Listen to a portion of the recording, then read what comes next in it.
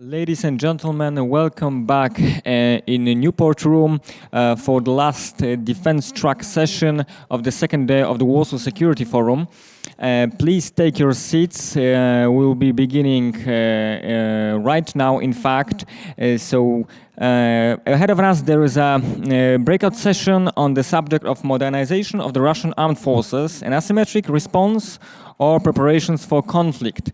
And I'd like to invite Ms. Agnieszka Bryc from Nicolaus Copernicus University as the moderator. Please, Ms. Bryc, join us. The floor is yours. Thank you very much. Ladies and gentlemen, good afternoon.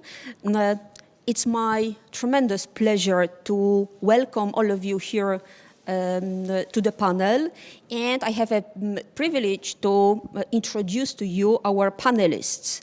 This is Dr. Paweł Felgenhauer. Here you are. Paweł Felgenhauer is a Moscow-based defense analyst and columnist in Novaya Gazeta. So, Paweł, please take your seat.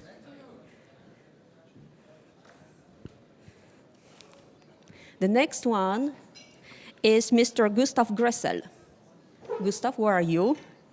Yeah, Gustav Gressel is a senior policy fellow on the wider program, Europe program at the ECFR in Berlin office.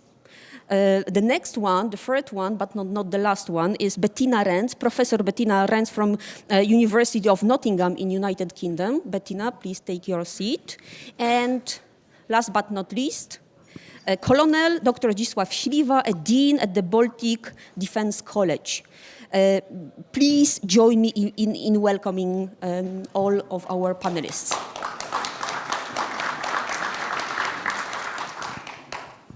Ladies and gentlemen, because we have a limited amount of time, so the order of the event will be roughly as follows. The first 20 minutes for the first round of questions, another 20 minutes for the second round of questions, and QA will last more or less half an hour. So I'm very happy to save some time for a wider discussion. Thank you very much, and we will start.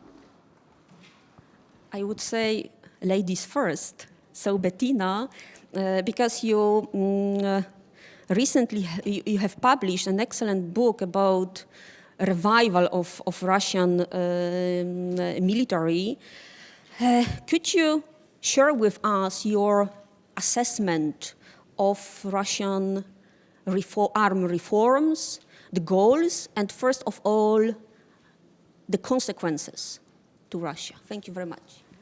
Thank you. Thank you very much for the invitation to come to the Warsaw Security Forum. It's been an extremely insightful event. I'm going to give a little bit of context, as you asked, about Russian military modernization, Russian military reforms. I think that is important because very often, well, everybody is interested in the Russian military all of a sudden since 2014 for obvious reasons. But of course, that doesn't mean that nothing happened regarding the Russian military or reforms up to 2014. That shouldn't be forgotten. What happened in 2014, Russia's military aggression against Ukraine and subsequent military interventions using its reformed military, it did not come out of nowhere. It is not that Putin all of a sudden turned around and said, oh, now we're going to revive the Russian military. Of course, there was a long run up to all of that needs to be understood. First of all, it's very important to bear in mind that Russian military reform was always going to happen, or the Russian military modernization was just a matter of time. It had been mooted and discussed, the need for reforms, since the early 1990s. The political and financial circumstances weren't quite right at the time.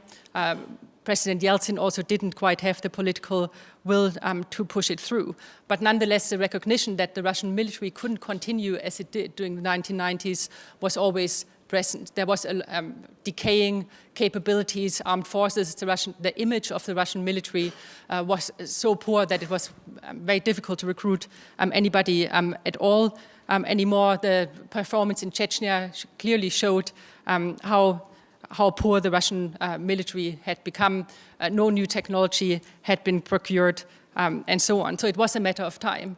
A lot of defense analysts and so on during the 1990s, both in the West and in Russia, had pushed for military reforms and saying this is absolutely inevitable in the long term. So that is the one thing. Also, a reason why it was just a matter of time was that the early expectations in the 1990s that maybe military power would be less relevant in the future, but it would all be about economic power and so on, really didn't come to pass. So in the early 1990s, very little attention was paid in Russia also to military reforms. But of course, it turned out that conventional military power continued to be very, very relevant indeed internationally. The United States continued modernizing and strengthening its armed forces. China massively started investing in its conventional military power and quite, well, not too long after, started overtaking Russia in terms of military spending and so on. It was clear to Russia that, especially when it comes to its great power ambition, that conventional military power was absolutely essential, and that just a strong nuclear arsenal with a decaying conventional military wasn't going to be enough. So this great power status symbol, having a strong military, was absolutely essential.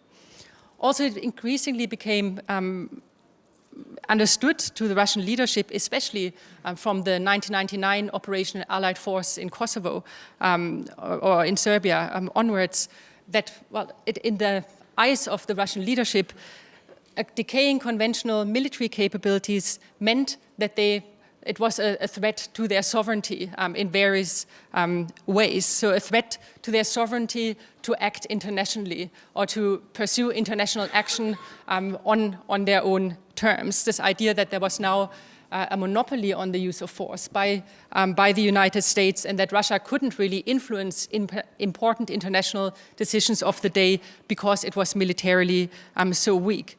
So reforming the Russian military, modernizing it or strengthening its capabilities was seen as essential in order, as Russia saw it or the Putin leadership saw it, for Russia to have its voice heard in international affairs. And unfortunately, I think this is very much what we saw in Crimea, where again Putin, when you look at his speech that he gave afterwards, talked about you didn't listen to us before, now you're listening. Also the intervention in Syria or Russian airstrikes in Syria, very much, in my view, not only but partially determined also because they are a show of force and a sort of signal that Russia is back and needs to be taken seriously internationally.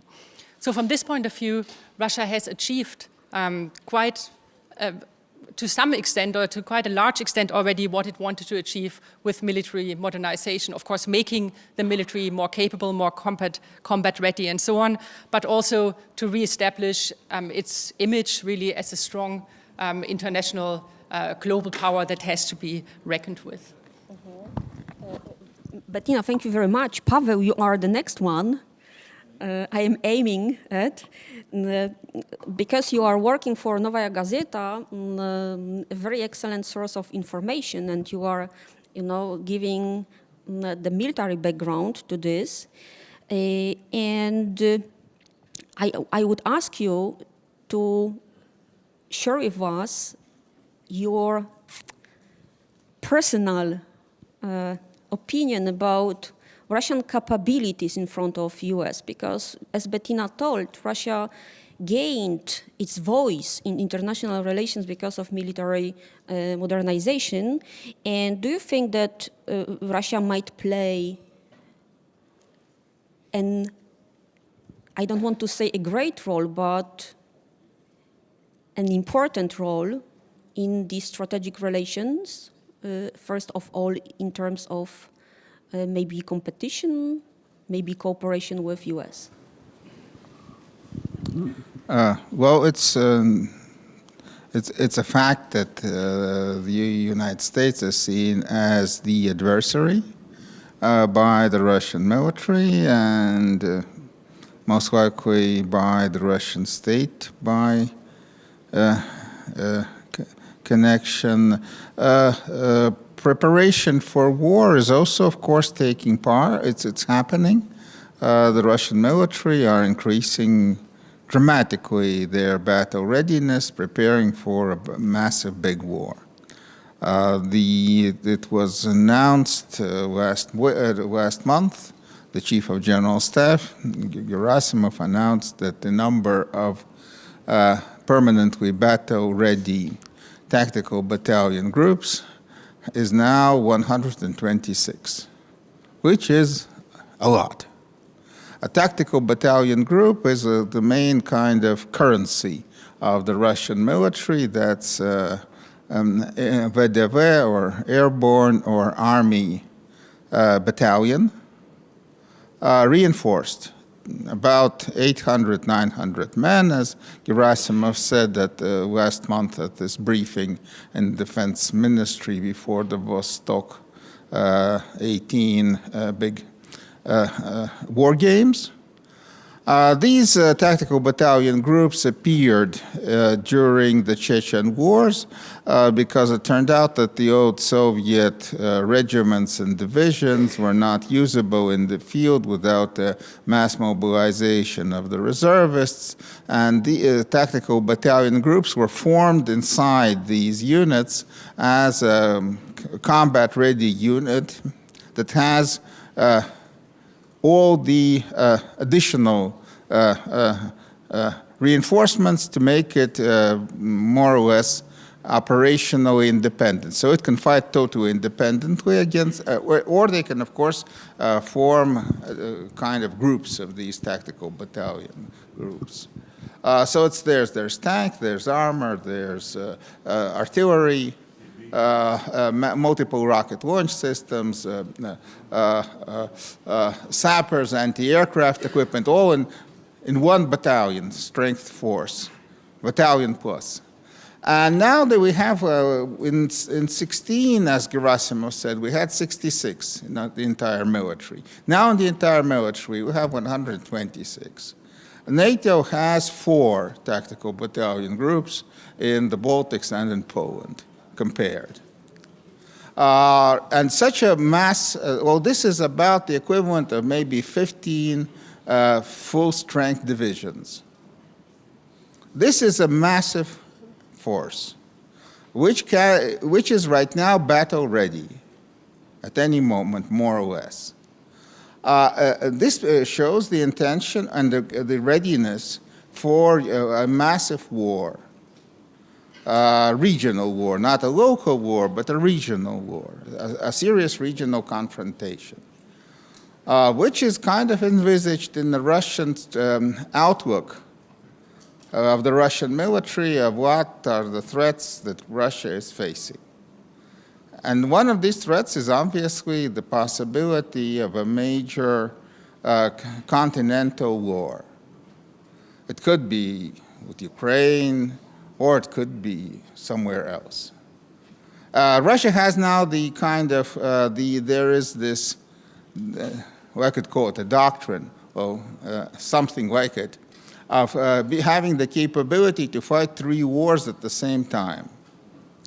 Localized small anti-terrorist campaign, like in Syria, mostly using air power.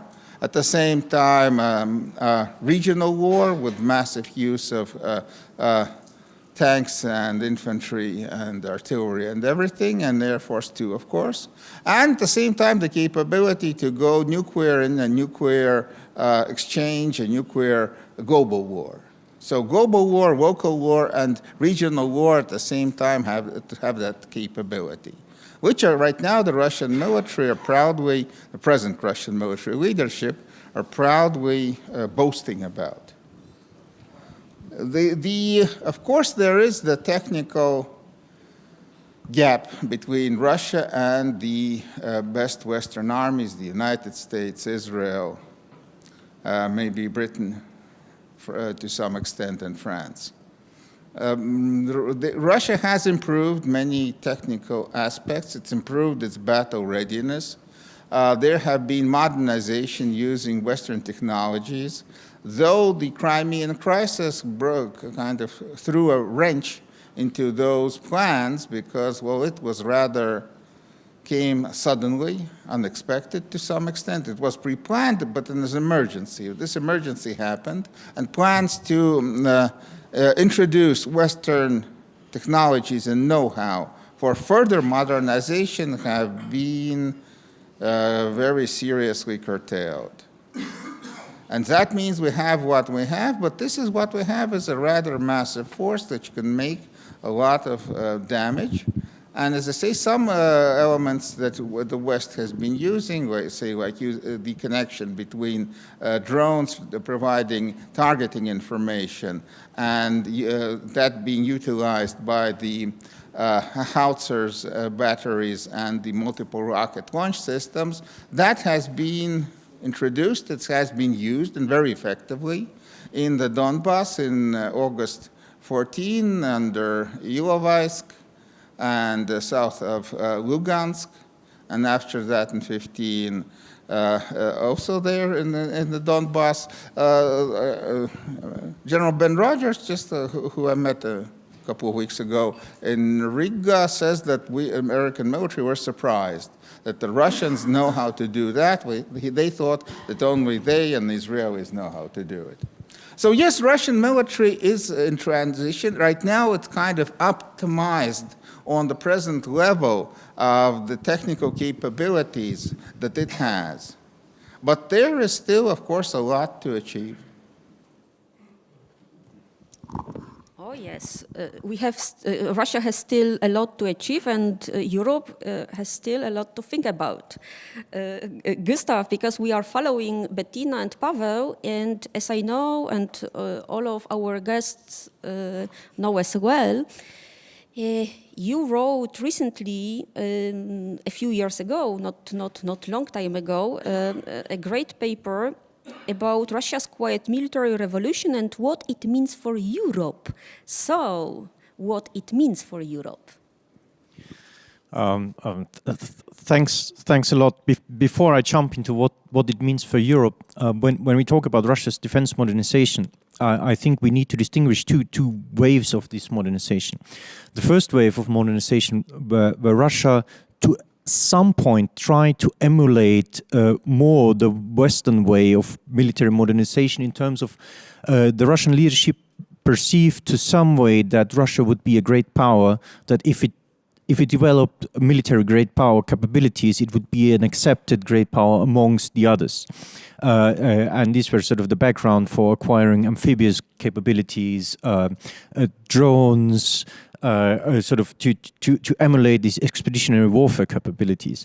That basically, and I think the last state armament program was the proof seal to the point, has ended. So we are back, or Russia is back to a military modernization that is aimed at a conventional sort of interstate war in a regional theater, so either Europe or another bordering region.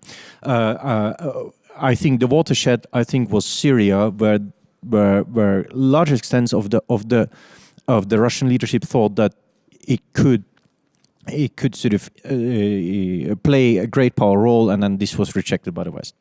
So if we see how to counter it, we have to take into account that Russia will, for example, unlike China in Africa, will not be another interventionist great power in the sense that it will play our game of being a order-shaping power as we perceive, or for example, the French perceive their role. But it will rather be the 21st century's Italy.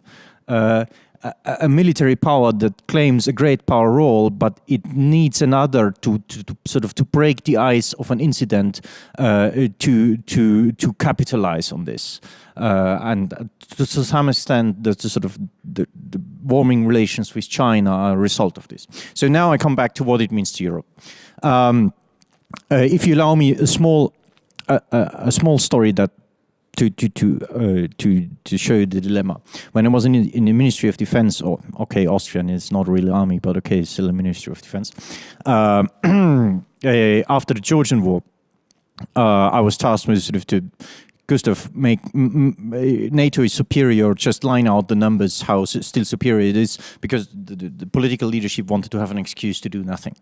So I also believed that, and I sort of sold myself into Excel files, and I started to, okay, how many battalions, how many fighter wings, how many warships of what type do we have, do the Russians have, how did this develop since 1988, what is their readiness, what is our readiness, and what is the result. And it was a very interesting exercise, because the first thing is I came across is sort of, if you take NATO in Europe, 50% of the land forces NATO in Europe are Turkish. And for obvious political reasons, there is sort of footnotes attached to them. They won't appear in the Baltics. The second largest army, the Greek army, has a readiness level of sort of hovering between 5 and 7%.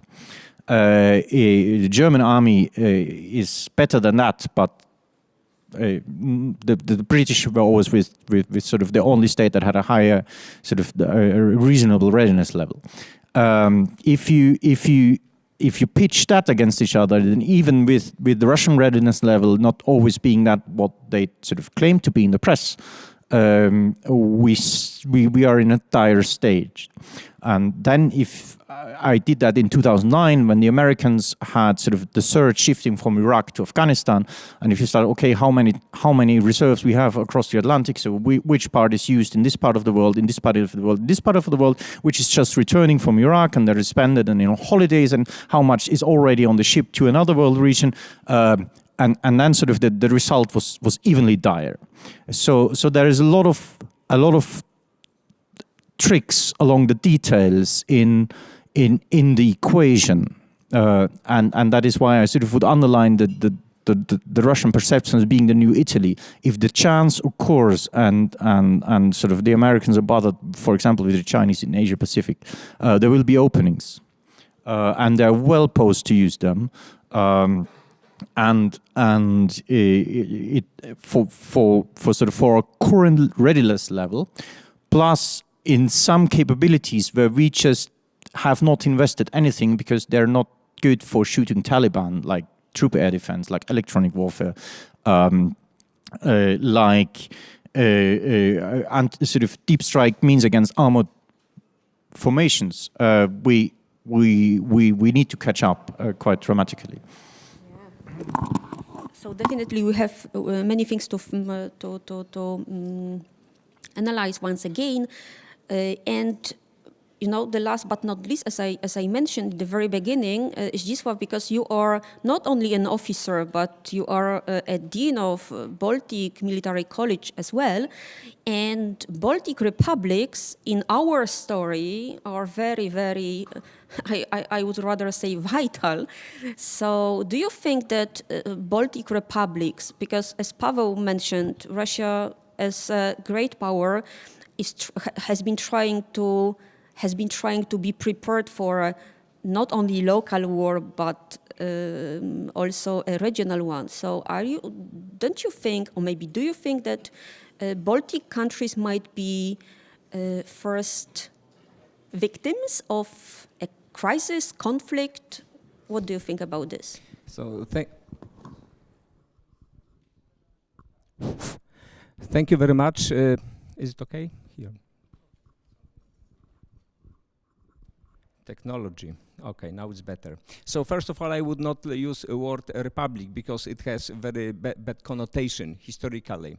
So I would rather talk about three independent sovereign nations: Estonia, Latvia, and Lithuania. And again, that republic, as I said, it's historically it could be wrongly understood by some people sitting here. So first of all, we had Georgia 2008. We have we had Ukraine 2014, and looking on geostrategy, three Baltic nations, they are a little squeezed between Russia mainland, Kaliningrad, and also Belarus, which is a member of Collective Security Treaty Organization. And in the past, some years ago, there was a statement from European Union side, I would say rather, energy security island, energy island. And now, there is a kind of a challenge which could be caused by saying security island. And the issue is that we have, of course, General Hodges was talking quite often about Suwalki corridor, which is the land bridge connecting directly Lithuania, Poland, and other NATO nations.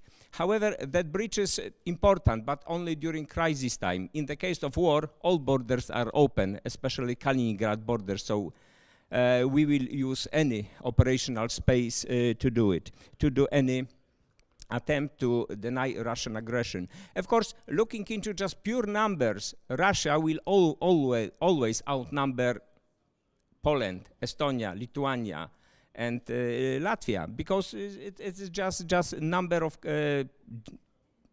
troops, number of tanks, number of aircraft or navy assets. So it is obvious that from that point of view, of course, Russia is in a better position if they would decide to do something.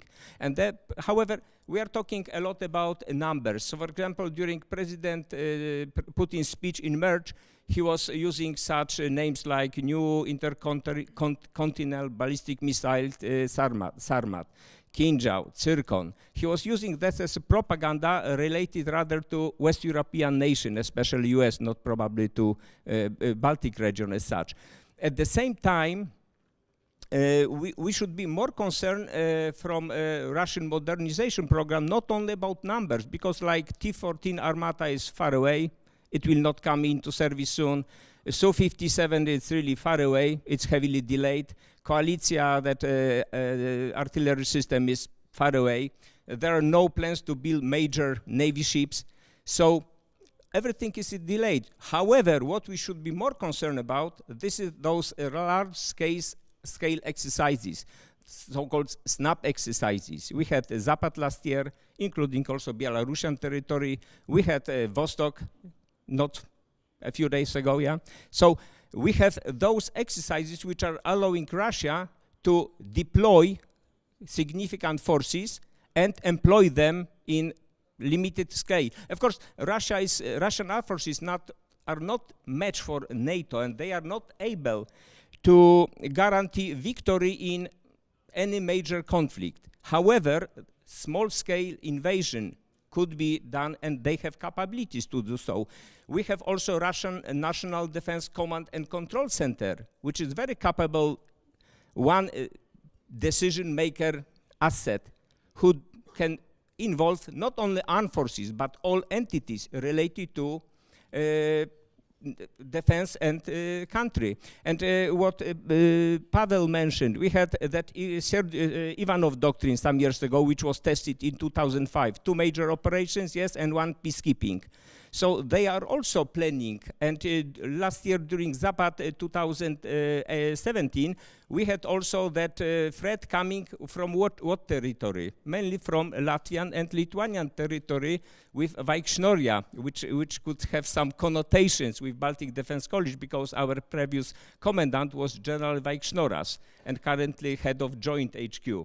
So maybe there is something in mind, and I think such connotations are not accidental. It is always linked with something. Russians are very pragmatic in that sense.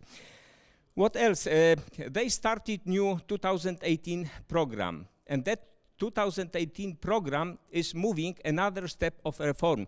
Those armed forces are not the same when Serdyukov took lead of Ministry of Defense. By the way, he was not any military person. He was just technocrat. He was to do the job. He cleared old stuff. He broke old mentality people, and just to move, he pushed forward. I would like to also highlight one more element, which is relatively new in Russian, which is not armed forces part, but they have so-called National Guard, which was created in 2016. And we are not talking about a few policemen on the street. We are talking about some 300,000 servicemen run by General Zolotov currently, who was very closely related to President Putin. And that force is really, it received already full operational capability, and it has something like the Dzerzhinsky division. They have regular brigades which could act as infantry, typical infantry unit. They have huge expertise in running any kind of small-scale anti-terror operation. So those could be also used as additional element to support armed forces in that sense. Which is also linked with what is current leadership a little afraid about, because they want to preserve sovereignty of the nation, but under current leadership or successors of leadership. We have presidents elected for next term, which will last. Who will be next? We never know. And this is also linked with that color revolution threat, which happened in the vicinity of Russia quite often. And Russia, in reality, I guess Pavel has better knowledge about that, but Russian opposition inside the country is not, let's say, so united. There are some, like pension system, cause some disturbances, collapse of elites, collapse, maybe not collapse, but the decline of support for president. And maybe in the future, we have also the new issue which is connected with Russia, which could cause also some consequences, which is linked with Orthodox Church. Because as we heard, Ukrainian church will receive that nice word, autocephaly. And it means Russian will lose that religion influence, and we have those instruments of power in NATO, political, military, economic, social. And social was very heavily used within compatriot policy concept as for now. And losing religious influence on Ukraine could cause later on losing similar influence on, for example, Belarus, which could cause Russia to do something about that. Who could be next victim? It's not so easy to predict. Of course, looking into three Baltic nations. In 2004, they used very effectively that window of opportunity after getting again second time independence between 1991 and 1989 and 2004. That was very clear. Drive toward NATO, European Union. Those nations did excellent job. They were just speeding up, and they received it just in time, because Georgia was trying to do the same in 2008, and it failed. So from cost-effect point of view, is it worth for Russia to attack any of those nations? Cost-effect, very pragmatic approach. What would it mean? What would it mean for Russia? Sanction, economic problems, political isolation. So there would be a lot of issues which could cause Russia to think twice before doing anything. However, there are some Russian influence is growing. Okay, still alive. Some influence is still growing in Central Asia. We have like Kazakhstan, we have Belarus still under strong impact. We have also Ukraine still in war. So there are other also, Arctic is another area in which Russia is building heavy capabilities with North Fleet in the lead. Thank you. So finances are always, the best deterrence. It means because here in the room we are all friends. So I think that I should ask Pavel. Do you want to respond to, for example, to Zdzisław? No. So let's start the second round. Just give me a few minutes because I would like to ask one more question our guest, and then we will start the QA part, our session. Because I know that maybe it's not, I'm risking now, but I would say that security is not always, a question of missiles, number of defense systems or such things, but very, very important is a great politics, just politics. So, and recently, a very, very important, let's say, fact has happened, and this is why I would ask you to your reaction to these announcements. So a few days ago, President Trump announced that US will withdraw from INF Treaty. So what do you think? Is it time to say goodbye to arms control system? Maybe let's start with Bettina once again. Bettina, what do you think? Well, it's obviously not ideal. The whole conference today and yesterday, the discussion revolved around the need for unity, the need for demonstrating resolve and so on. And obviously then these kind of things are not helping. Also in terms of, because of, this is not a decision that was taken by NATO or by allies more widely. Also, there has been a lot of talk about the need, in spite of course, all the tensions with Russia, or especially because of the tensions, for some dialogue and for keeping some kind of channels of communication open. And we all know that in Russia, defense decision-making is very much dominated by the military establishment and so on. But still there has been a voice which often came from civilian analysts, from civilian influences in Russia that have argued very strongly in favor of arms controls and of these kind of treaties to be maintained.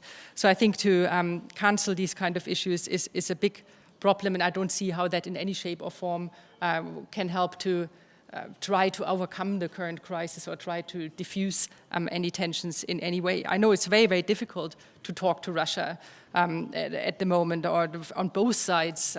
There is not much willingness for that. And as long as, well, the Crimea issue hasn't been resolved, I don't see how very great steps can be taken to sort of for rapprochement and so on. But nonetheless, I think getting rid of even these kind of channels for communication or for dialogue and agreements like arms control agreements that get back to the Cold War, and even where already there during the Cold War, I think is a very, very big mistake.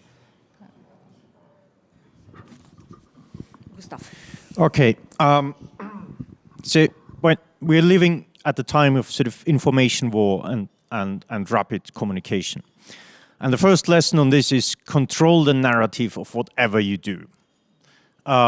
So let's start with the INF violations. And I fully second the US notice that Russia has, with a likelihood of 99.9% violated the INF treaty. I mean, the sort of the RS-26 Rubesh that they tested since 2011, and then since 2014 they tested the Iskander K, is and they have never ever made clear on how these they claim that the land-based version of because it's sort of the Caliber missile family can only launch missiles that have a range of 500 kilometers, but they've never ever made clear what the difference would be to the same launch tube that fires missiles up to cruise missiles up to 2,500 kilometers, so okay, we have a violation. But if you just withdraw from the treaty, it basically legalizes the violations, because now there is no legal treaty anymore that Russia doesn't apply. Was there another instrument? Sort of in various second-track talks, American officials tried, and this is not a NATO thing, by the way, because only the Soviet Union and the United States were signatory powers. So it's their stuff. The American officials tried to push for the re-establishment of the inspection and verification mechanism, which is good and reasonable, but the Russians never wanted it. The problem is, if you don't build up a diplomatic case around this, Russia will be in control of the narrative around it, and there is nobody saying now, well, they have frustrated us with no to all constructive proposals how to salvage the IMF. It is just a talk about how Trump withdrew. That is a huge, huge folly. The second thing is, when you have nothing to counter-deploy and to counter-deter, why should you sort of withdraw from your treaty obligations if you don't have a weapon systems to deploy that would be forbidden on your side.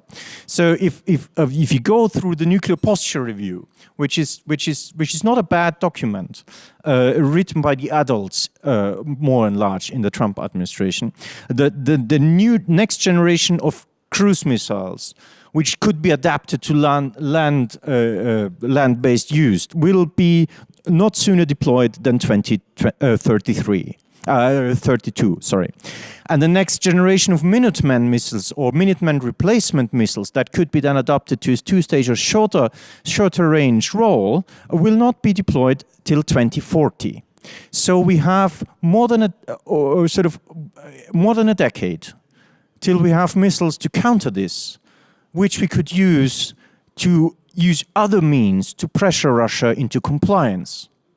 Again, control the narrative. Why didn't we do? Why didn't we try? Even if we know that Russia would say no, we should make the public case for it in order to push the diplomatic ball into the Russian court and make them be the unconstructive power that withdraws.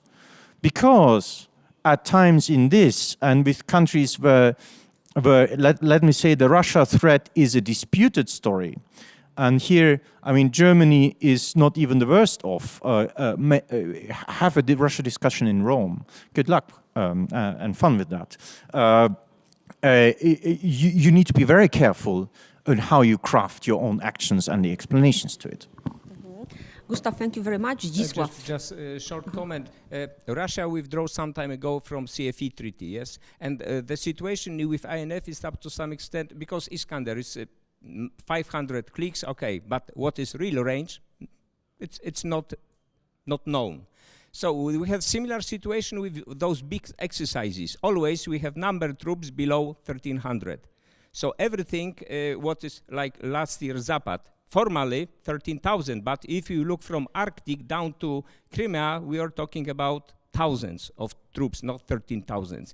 The same situation with Vostok exercise. However, last year we got at least observers from some nations who were shown what Russia wanted to show. But what is reality, even I saw on TV yesterday, there was a visit of US Security Advisor to President Putin and one of to President Trump, and one of topics was exactly INF. Another one was a kind of warning: do not try to play with our elections again. We have those Congress elections soon. So treaty is now just giving free hand. You can do whatever you want. Okay, Paweł. In Nowa Gazeta recently you published your comment entitled, as I remember, Rakietam dali sygnał. So I think that it might be an excellent, piece of comment as well to our discussion. Yes, okay. The Iskander system was initially designed as double use, meaning it could use ballistic missiles and cruise missiles. That was inbuilt into it. And the first tests of a cruise missile from the Iskander launcher happened in 2007. I mean, that's open source information. So more than 10 years ago. And of course, again, maybe they were not actually tested for more than 500 kilometers, but that doesn't mean, and actually the Russian officials do not imply, that they can't fly further. And the ballistic missile apparently also can. Well, not that much, maybe 20% more, but 600, 700 most likely it can make. With some small modifications. So that was a kind of inbuilt thing. And yes, Russia, as it promised, and President Putin said, that the Russian response to the US withdrawal from the INF is going to be swift and effective. And yes, Russia, in the short run, it gets a kind of double gain. Military technically, because Russia will have it makes very much sense to have cruise missiles, maybe the same caliber, more or less, missiles that are deployed on ships, deployed on trucks, because trucks are much cheaper than ships. much cheaper. And maintenance is cheaper, and deployment and building is cheaper, and easier to hide a ship than a frigate. I mean, a truck than a frigate. These cruise missiles can be land-based, can be deployed, aimed at American bases in Europe or in the Middle East and at American allies in both regions.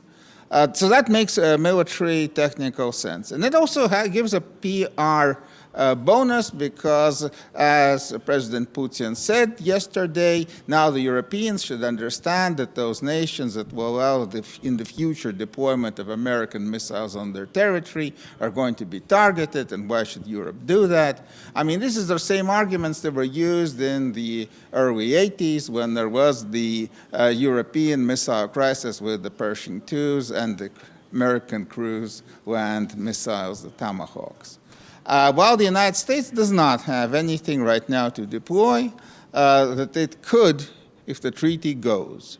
So I don't know why this decision was made. Apparently it was pushed through by John Bolton, apparently against advice coming from the State Department and the Pentagon.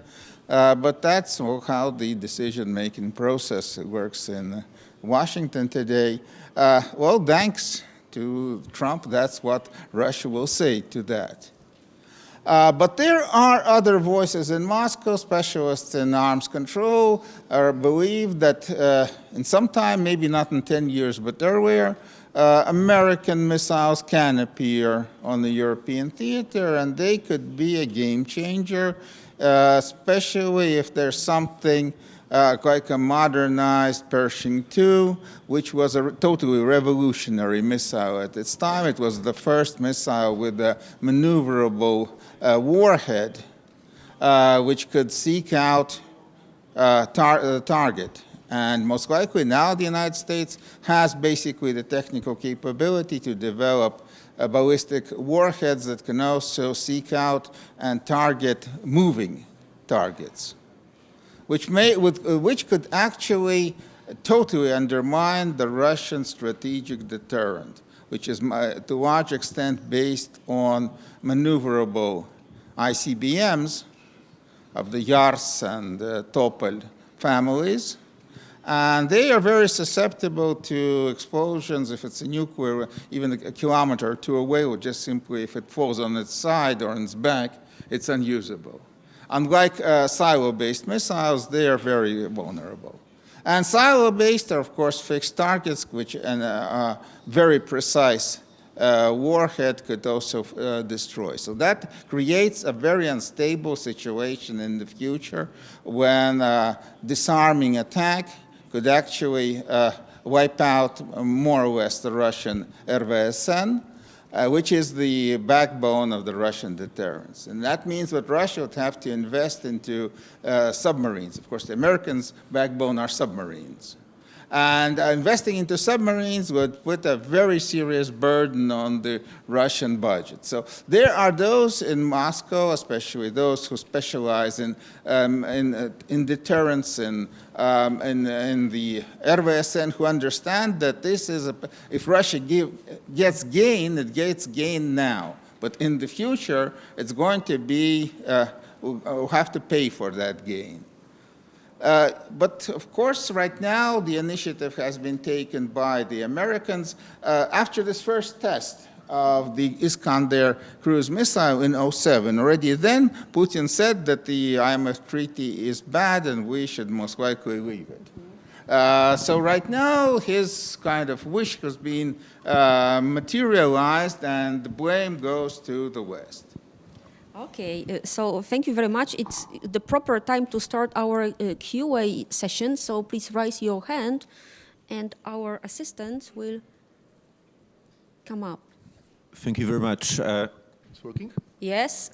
Okay, my name is Tomasz Smora. I'm head of the research office at Kazimierz Puławski Foundation. So my question concerns the balance of power on the NATO-eastern flank. As we know, in the Western Military District, Russia has at least 7 divisions. 4 of them are armored or mechanized, and additionally 11 independent brigades. While in the Baltic states, total armed forces has around 3 to 4 brigades, while enhanced forward presence is additional 2 brigades. So it's a huge imbalance. So, and after the summit in Brussels, we decided to have 30 battalions ready to be deployed within 30 days, yes? But the problem is that probably Baltic state will not survive 30 days, probably Poland as well. So don't you think that Polish government right now is right seeking for a permanent NATO significant presence on the western flank? Maybe let's collect 2 more questions, and then you would answer. Okay, Professor. Yeah, I think it was a general question. It's up to you. Yeah. I have a question to Dr. Felgenhauer about nuclear strategy and nuclear weapons, but not globally, not as part of the Russian-American competition for global supremacy. Could you tell us more about the so-called escalation for de-escalation strategy of Russia, which assumes the use of a small number of nuclear weapons against a country not having its own nuclear arsenal in order to decide the war quickly by showing who's dominant by far, by showing that any resistance against Russia is futile and even absurd. So a quick peace dictated by Russia would follow. First, escalation to the nuclear level for a while, then de-escalation to a peace on Russian conditions. This is a source of major concern in many countries of Central Europe. Thank you. Thank you very much. And the last question in this first round. Thanks. I'm Celeste Wallander. I wanted to first make sure that everyone understands that the INF violation missile is neither the Rubiej nor the Iskander. There is a separate missile. So I know there's a lot of speculation. It is a different missile.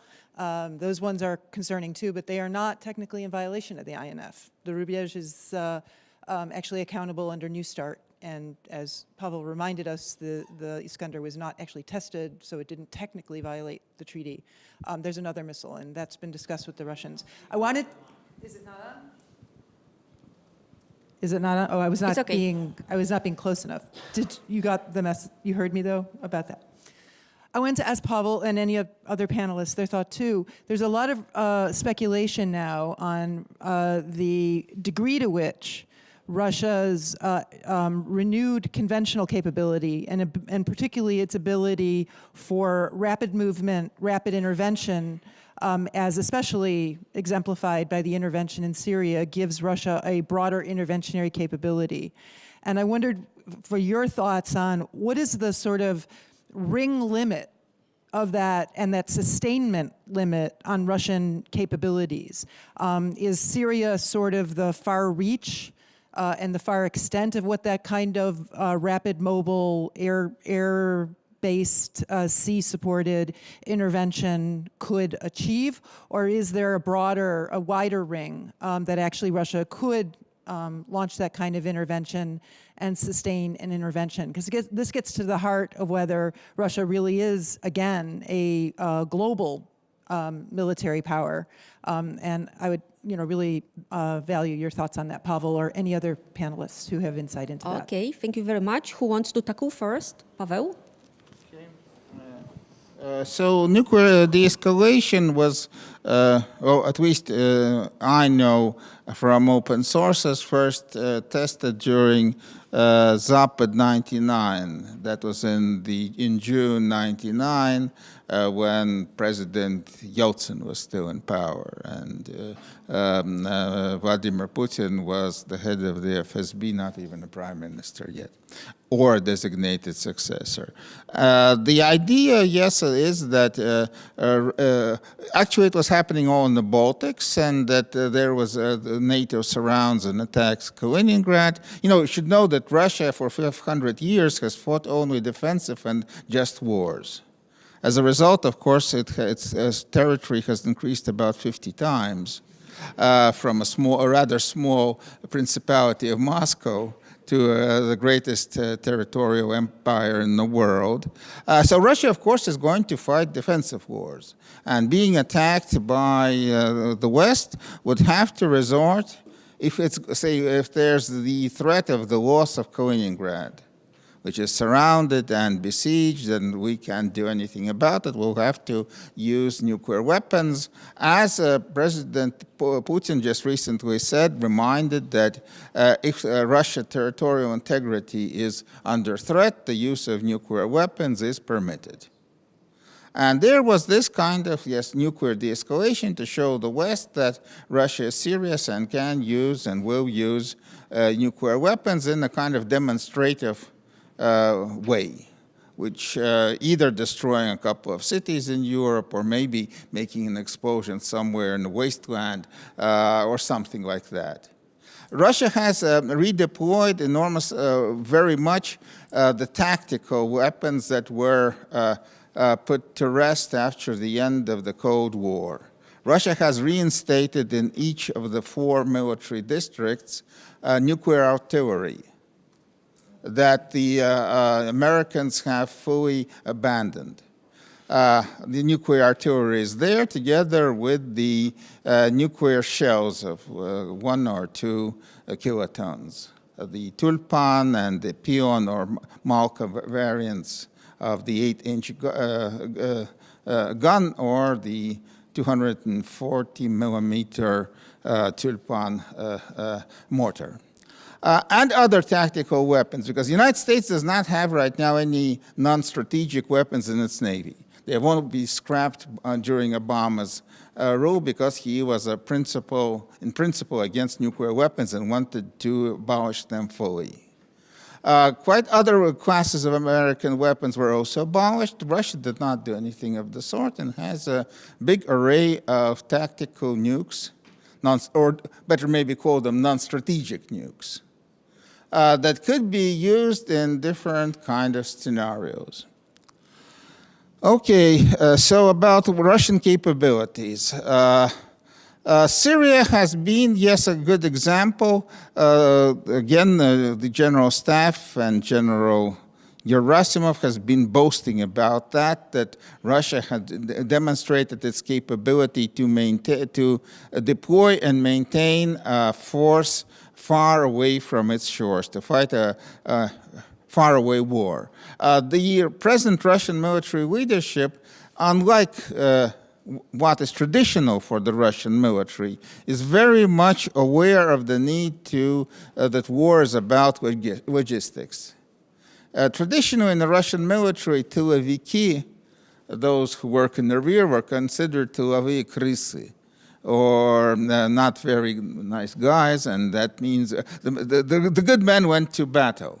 Now it's understood that logistics are important, and logistics are being very much worked on.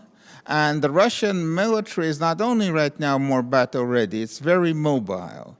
These big exercises, and actually they're not exercises, it's very important to notice that this year we're having not military exercises, but war games. That's different. Of course, NATO also has a war game, not an exercise in Norway. A war game, it's when there are 2 sides actually, two groupings of forces of mixed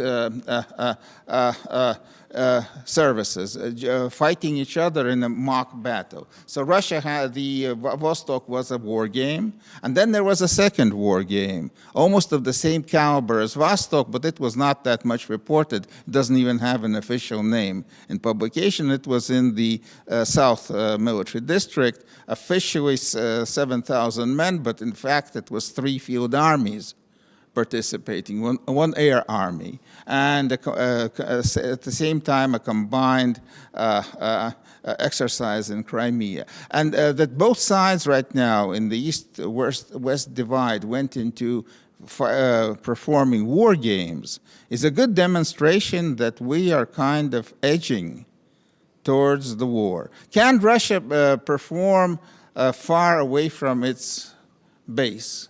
Well, Syria, yes, though the number of Russian troops did not exceed more than 10,000, actually. Well, of course, with the so-called kontraktniki, the contract soldiers, maybe a bit more. But, of course, at the same time, the Russian logistic operations supported the Syrians and other allies.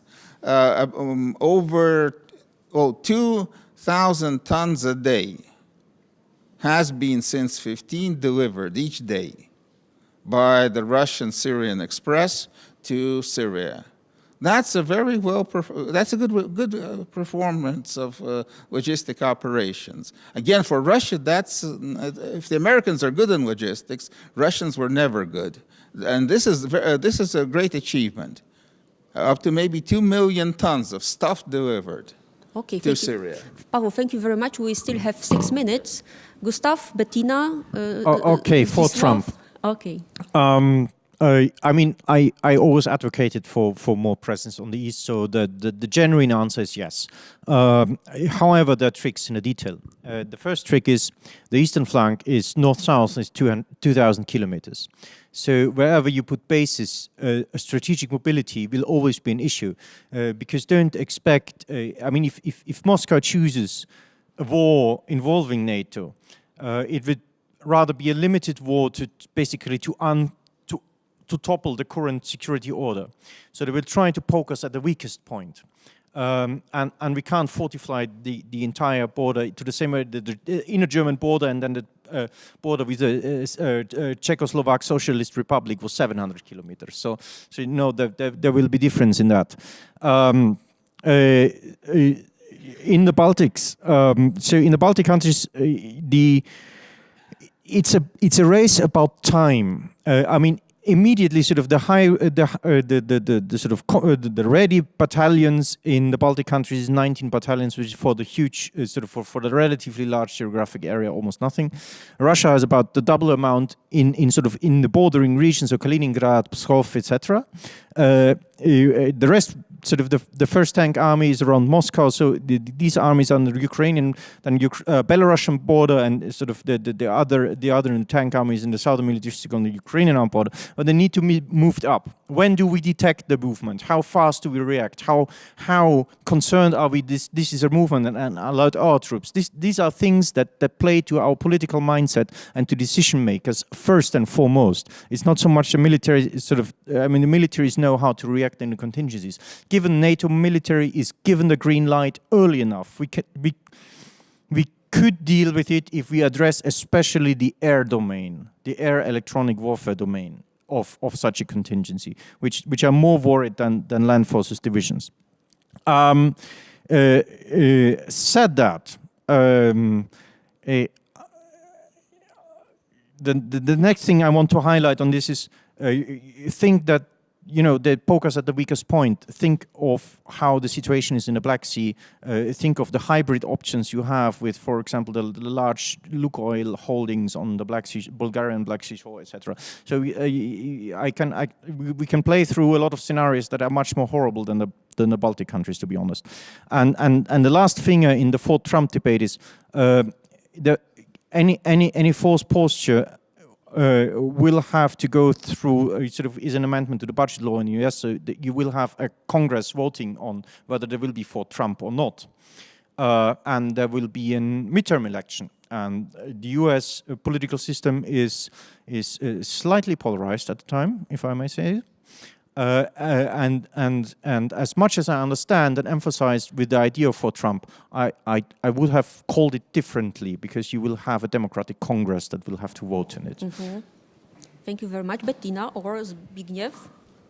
Who is first? Yeah, I think the most useful thing I can say, because I'm, unlike the other speakers, not from a military background myself, so I can contribute mostly with a political slant on things.